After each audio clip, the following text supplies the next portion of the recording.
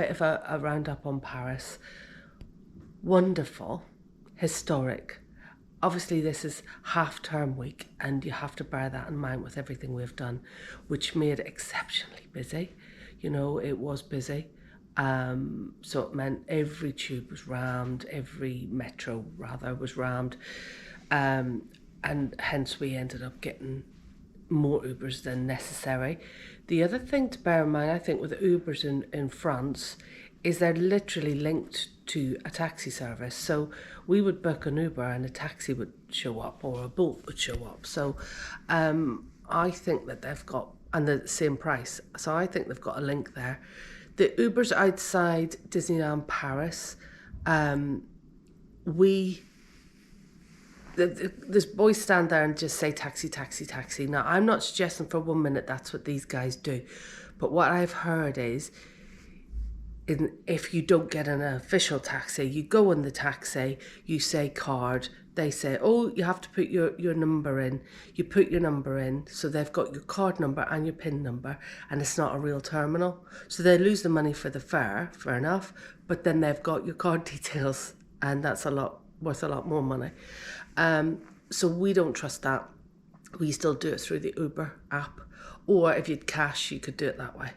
We would rather use Uber. In terms of getting the train here, we had heard, and I will post, if I can find the little picture of how to do it, I'll post it here, where you can get from Paris using the metro.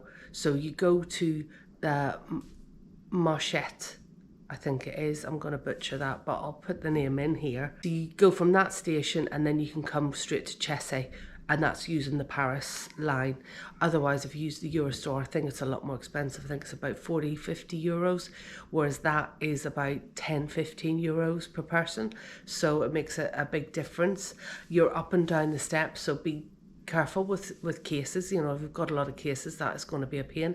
And I don't know how anybody gets their case on that bus from Chessy station to this hotel, because that bus every single time for us has been rammed. Again, we're in half term, so I don't know if it's different when it's not half term, but oh my goodness me, I couldn't bear to try and get a case on that bus. That would just be crazy. Breakfast here, you saw the first morning, it was crazy. Huge queues, lots of people trying to get in. Same this morning, Stu went down late. He went down about 10 past 10, and there's no plates, there's no croissants, there's no pastries, there's no nothing. So although breakfast is open until 10:30, they've cleared most of it out and they haven't replaced, which isn't good because your breakfast is open till 10:30. Yesterday wasn't so bad, you know, it was a bit quieter. We went down like about 20 minutes later. It was a bit quieter, it wasn't so bad. But we've had very rainy days here, as you've seen. So I don't know if that's meant people going out later, and that's why breakfast is the way it's been. Again, it's half term, so it's going to be busy. The other thing I wanted to say is apologies if throughout this, some of the clips that have been using compares Disneyland to Disney World. I know that you're coming here, you don't want to know about Disney World because this is where you're coming, maybe this is the only place you're going to come.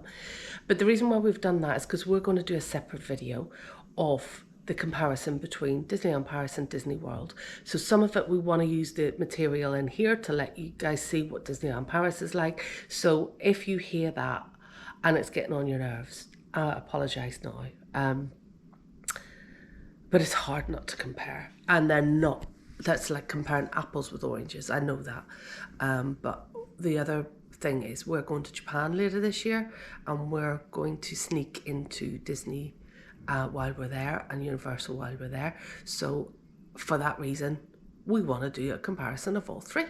So that's why you're going to hear that throughout this video. Now, the other thing I wanted to show you is the controls in this room. We have got this, which we finally figured out. So if I do bright, hit the bright and the dark, it changes the colour of that moon. But also, I don't think ours works because this little lamp never turns off. We can't get that off. But also you can just change the colour of the moon. Look at it, it's amazing. And you can also, oh, you can put it on to nighttime and daytime. Our bedside lights don't work, so we had to have the moon shining all night long, and we asked them to fix them, but they said no, they're broke. So that was that.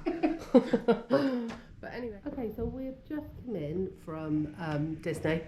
So we thought we'd just do a few little of our favourite rides, but everything was like 70, 80, 90 minutes, definitely more than 60 minutes, and it's just not worth it. You know, if you want to do a bit of a half a day, you can't, because you can't get one or two rides done, but that's all. Another opinion of ours, which might be unpopular opinion, but it's our opinion and we're entitled to that as much as the next man. The food in France has not been good. The food has been subpar quality, and I know that you can go to Michelin places and the food's going to be beautiful, but nobody has got the money to eat in Michelin starred places for breakfast, lunch and dinner every day while they're in Paris. And if they do, good luck to them, because we don't. You want to be able to go to a boulangerie and just get a sandwich, or you want to just be able to nip into a nice cafe and get a nice sandwich, and we just haven't been able to. We have not had anything particularly nice, and especially here at Disney, it is very, very samey. Mickey pizzas, a bit of pasta or burgers, and there isn't the variety here that you would get even at home, or like just a sandwich shop. For example, if you go to Disney, to Woody's Lunchbox, you get tomato soup and a nice cheese sandwich with it. And I'd have loved something like that, but there just wasn't anywhere to get something like that. So I just found the variety lacking, and therefore wasn't the greatest. And as I say, that's just our opinion. I'm sure everybody else will have a different opinion. Pretty much doing rounds up now, so we hope our videos have helped, and we have enjoyed our time at Disneyland Paris. I know I've made it sound like doom and gloom, but we have really enjoyed it. We've had some laughs, we've really had fun as a family, we've made the best of it, we always do, and we've actually enjoyed the rides that we've done. And you know, at the end of the day in the parks, we'd forgot about all of the shutters that are up and all the work that's going on, and just enjoyed it for what it was. Just had giggles on some of those rides, and it was fun. So just set your expectations of what you're expecting with Disney, and what you're expecting with Disneyland Paris.